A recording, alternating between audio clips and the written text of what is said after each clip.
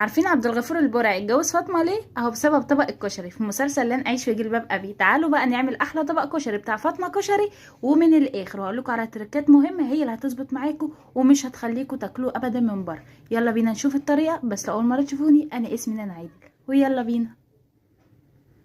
اول حاجه التركية المهمه ان احنا هنعملها وهي تحمير البصل. اول حاجه كوبايه ونص من الزيت هنحطهم، وحطوا بقى كميه البصل اللي انتوا حابينها. انا حطيت بصلتين متوسطين. هتقولي طب الزيت ده كتير جدا على البصل، هقول لكم ان انا الزيت دوت اللي هستخدمه في كل وصفه الكشري. هنحمر التقليه بتاعتنا لغايه لما تاخد اللون الذهبي الجميل دوت، ونطلعها. اهم حاجه في مصفى الزيت هيتصفى طبعا، والتقليه هطلعها في المصفى، رش عليها رشه ملح بسيطه كده.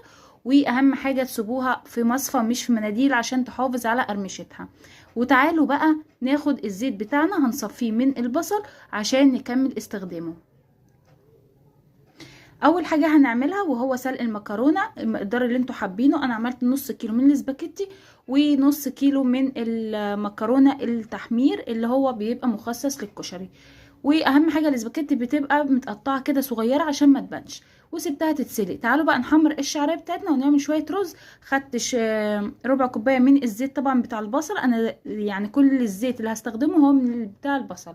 حطيت الرز بتاعي وحطيت ميه. اهم حاجه الميه تبقاش كتير، يا دوبك عقله صباع وشويه ملح وبس، مش هبهرها باي حاجه تاني، وهتاخدوا احلى بجد رز. المكرونه هنا اتسلقت وشطفتها، وهحط عليها برضو ربع كوبايه من الزيت عشان تفضل محافظه على الفلفله بتاعتي. وخلاص كده خلصت معايا. اهم حاجه ما تبقاش معجنه وتبقى 3/4 تسويه حلوه. ده طبعا الحمص اللي انا فرسته معاكم الفيديو اللي فات، واللي ما شافش الفيديو هسيب له الرابط في اول كومنت. انا خدته وشطفته زي ما انتم شايفين، حطيت عليه شويه ملح وكمون وسبته على كده. الرز هنا اتشرب معايا ولكن لسه طبعا ني، فانا هوطي عليه خالص يستوي. واهم حاجه ما يبقاش مهري خالص معانا. العدس ده برضو اللي انا فرسته معاكم وخدته، هو طبعا مسلوق وتمام، ولكن انا حطيته على النار شوحته كده بس من غير زيت. بعد كده حطيت عليه زيت وشويه ملح وكمون، لان انا بشوحه بيدي طعم حلو جدا بزيت البصل. وانا برضو لسه ما خلصتهوش، بقعد بقى افركه كده بالشوكه. هتقولوا لي بتهريه كده، هقول لكم لا، جربوا الطريقه ديت وعلى ضمانتي بجد بتفرق جدا. بنرمله في الاخر. هنيجي بقى اهم حاجه التركيه بتاعتنا وهي الصلصه لازم تكون مظبوطه.